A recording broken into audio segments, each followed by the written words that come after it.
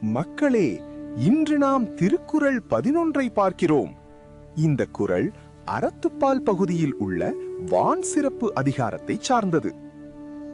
வான் நின்று உலகம் வழங்கி வருதலால் தான் அமிழ்தம் என்றுணரப் பாற்று. இந்த குறள் என்ன சொல்லுகிறது தெரியுமா?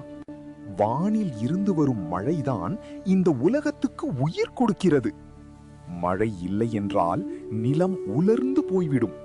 நிலம் உலர்ந்தால் பயிர்கள் வளராது. பயிர்கள் இல்லையெனில் மனிதர்களுக்கும் விலங்குகளுக்கும் உணவு கிடைக்காது. நாம் தினமும் சாப்பிடும் அரிசி, காய்கறி, பழங்கள் இவை எல்லாமே மழையை சார்ந்தவை.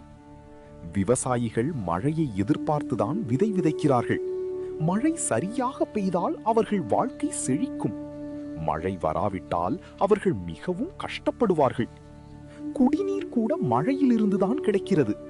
நதிகள், ஏரிகள், குளங்கள் இவை எல்லாமே மழையால் நிரம்புகின்றன. ஒரு சில நாட்கள் மழை பெய்யாமல் இருந்தாலே வெப்பம் அதிகமாகி நாம் தாங்க முடியாமல் போகிறது. நீண்ட நாட்கள் மழை இல்லையெனில் வறட்சி ஏற்படும். அப்பொழுது மனிதர்கள் மட்டுமல்ல, பறவைகள், விலங்குகள் எல்லாம் தண்ணீர் தேடி அலைவார்கள். அதனால்தான் மழை எல்லா உயிர்களுக்கும் மிகவும் அவசியமானது. இதை கவனித்த திருவள்ளுவர் மழையை அமிழ்தம் என்று சொல்கிறார். அமிழ்தம் என்றால் உயிர் கொடுக்கும் ஒன்றாகும். மழை பெய்யும் போது நமக்கு குளிர்ச்சி கிடைக்கிறது. இயற்கை பசுமையாக மாறுகிறது.